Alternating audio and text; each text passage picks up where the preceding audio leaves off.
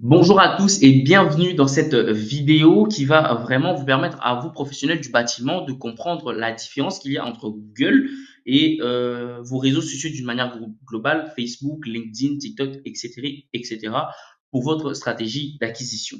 Alors, au sommaire de cette vidéo, dans un premier temps, je vais vous expliquer la différence qu'il y a entre un lead et un lead qualifié.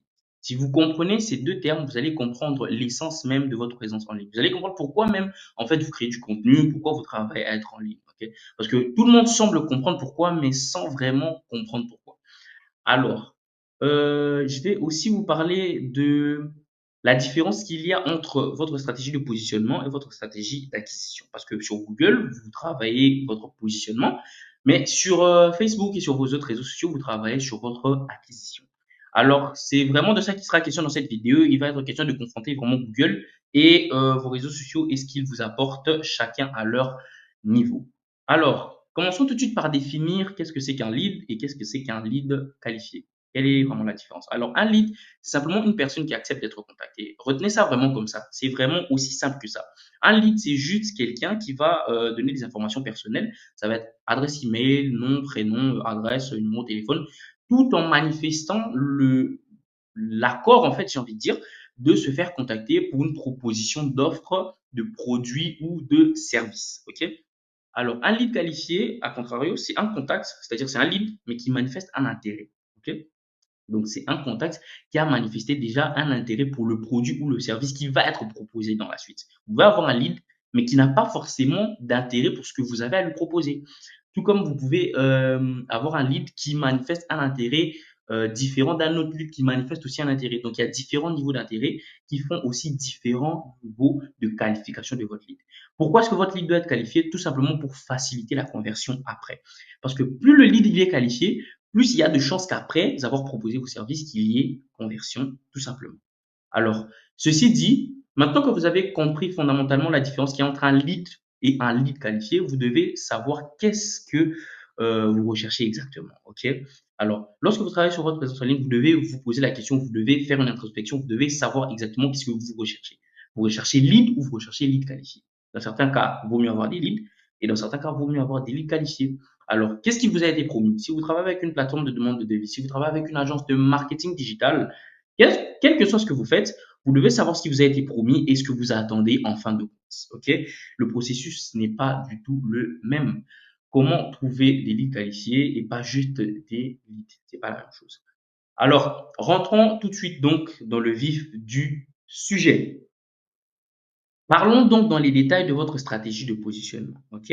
Donc, ça veut dire que sur Google, la stratégie que vous allez adopter pour pouvoir acquérir plus de clients, ça va être une stratégie de positionnement. Ça veut dire que le prospect vient vers vous. Vous vous situez quelque part et ce que le prospect a à faire, c'est simplement de venir vers vous. Vous allez juste vous positionner et le prospect va faire l'exercice de recherche qui va l'amener jusqu'à vous par rapport à l'intérêt qu'il a déjà manifesté. Rappelez-vous de la formule que nous avons donnée au début, intérêt plus contact égale lead qualifié. Donc, dans la stratégie de positionnement, l'intérêt est déjà bel et bien manifeste. L'intérêt est évident. Donc, on a intérêt plus, mais on a authenticité moins. Pourquoi? Tout simplement parce que lorsque le prospect fait le travail de recherche, lui, il a un intérêt, il a un besoin. OK? En admettant que ce prospect a besoin d'un couvreur, OK? Lorsqu'il va faire sa recherche, il va tomber sur des dizaines et des dizaines et des dizaines et des dizaines d'entreprise de couverture. Ça veut dire qu'il n'y a aucune authenticité. Il n'y a aucune relation particulière entre l'entreprise, c'est-à-dire entre vous et le prospect qui recherche une éventuelle solution. C'est pour ça qu'il n'y a pas d'authenticité dans la relation. Lui, il a juste un intérêt, il a juste un besoin. Okay? Il a un intérêt pour ce service-là, pas spécifiquement le vôtre. Il a juste l'intérêt pour le service que vous proposez ou l'un des services que vous proposez. Mais ce service peut être proposé par plusieurs entreprises, ok? Donc pas vous en particulier. C'est la raison pour laquelle aussi j'aimerais ouvrir une parenthèse pour dire que ici, dans la stratégie de positionnement, on a les publicités et l'organisme. Ok. Donc dans votre positionnement Google, vous pouvez avoir du référencement naturel ou du référencement payant. Ça va être du Google Ads principalement ou du SEO par optimisation de fiches Google ou rédaction d'articles de blog. On va rentrer dans les détails de tout ça dans une prochaine vidéo. Mais pour l'heure, passons à la suite. OK? Parlons maintenant de votre stratégie d'acquisition. OK? Qu'est-ce que c'est qu'une stratégie d'acquisition? C'est une stratégie par laquelle vous, OK, vous allez vers vos prospects. Ça veut dire que vous allez un peu aller toquer aux portes, etc., etc. Donc, le nerf vraiment de cette stratégie, c'est l'information. Vous allez vous déplacer vers le prospect, déplacer, voilà, c'est une façon de parler.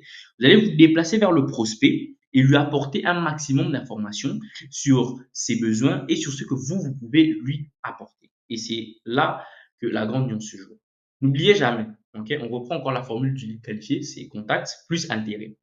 Alors, dans la stratégie d'acquisition, la force, c'est vraiment le contact. Dans cette stratégie, la relation que vous allez développer avec le client va au-delà même de l'intérêt. Ok. Donc, c'est ça la spécificité que vous allez développer. Vous allez développer un rapport au client qui sera extraordinaire et unique, de sorte à ce que cette relation va même réveiller l'intérêt du prospect. Donc, ça veut dire que le prospect, il a peut-être un besoin, mais il n'est pas conscient de ce besoin. Votre stratégie d'acquisition consiste à développer maintenant une relation, un dialogue, une interaction qui va éveiller le prospect sur les besoins qu'il a jusqu'à l'emmener à passer même à l'acte d'achat. C'est vraiment ça la grande puissance de la chose. Et ceci est beaucoup plus puissant parce que la relation vous permet en fait de combler le trou dont on a parlé plus tôt avec la stratégie de Google de positionnement, c'est le manque d'authenticité. Ici, il y a moins d'intérêt, mais il y a plus d'authenticité. Mais une fois que vous avez cette authenticité, vous pouvez générer cet intérêt. Et mieux encore, après avoir généré cet intérêt, vous pouvez avoir la chance que par la relation particulière que vous avez développée avec vos prospects, d'être recommandé. Parce que si votre relation est spéciale avec vos prospects, ok, grâce à votre stratégie d'acquisition, vos prospects vont vous recommander parce que vos prospects ne recommandent pas que vos services, vos prospects recommandent aussi la personne que vous êtes. Alors, la personne que vous êtes est connue par le contenu et les stories, l'interaction qui est présentée au travers de votre présence sur vos réseaux sociaux. Et quand je parle de présence sur les réseaux sociaux, je ne parle pas que de présence organique, ça peut être aussi une présence qui est payante, ça veut dire avec des publicités. Donc, c'est vraiment ça pour votre stratégie d'acquisition. Alors donc, concluons maintenant cette vidéo en parlant du croisement que je vais vous proposer ici. Parce que vous devez comprendre que dans votre stratégie de positionnement avec Google, vous aurez des avantages et vous aurez des inconvénients. Pareil sur votre stratégie de réseaux sociaux, c'est-à-dire votre stratégie d'acquisition. Vous allez avoir des avantages, mais vous allez aussi avoir des inconvénients. Ok. Maintenant, le croisement vous permet d'effacer chaque inconvénient au profit des avantages que propose l'autre stratégie. En d'autres termes, ça veut dire que tout ce que vous avez comme avantage dans votre stratégie de positionnement couvre l'intégralité de ce que vous avez comme inconvénient sur votre stratégie d'acquisition. Donc, l'intelligence, ce serait tout simplement de s'appliquer à faire un croisement des deux. Avoir une stratégie Google, une stratégie de positionnement et aussi travailler sur une stratégie d'acquisition pour tirer que les avantages de votre présence en ligne. Du coup, les lacunes que vous allez avoir par votre stratégie Google vont être comblées par votre stratégie de réseaux sociaux et vice versa. Et c'est tout pour moi. Ça a été un plaisir pour moi de faire cette vidéo. Je m'appelle Nathan et je suis un professionnel du marketing digital. Je suis passionné par le bâtiment. Je fais des vidéos pour aider et instruire et aussi éduquer les professionnels du bâtiment sur leur présence en ligne. Comment est-ce qu'ils devraient faire pour rentabiliser, vraiment rendre plus efficace leur présence en ligne et voilà, acquérir plus de prospects aux canaux digitaux qu'ils ont, par les canaux digitaux qu'ils ont. Donc voilà un peu.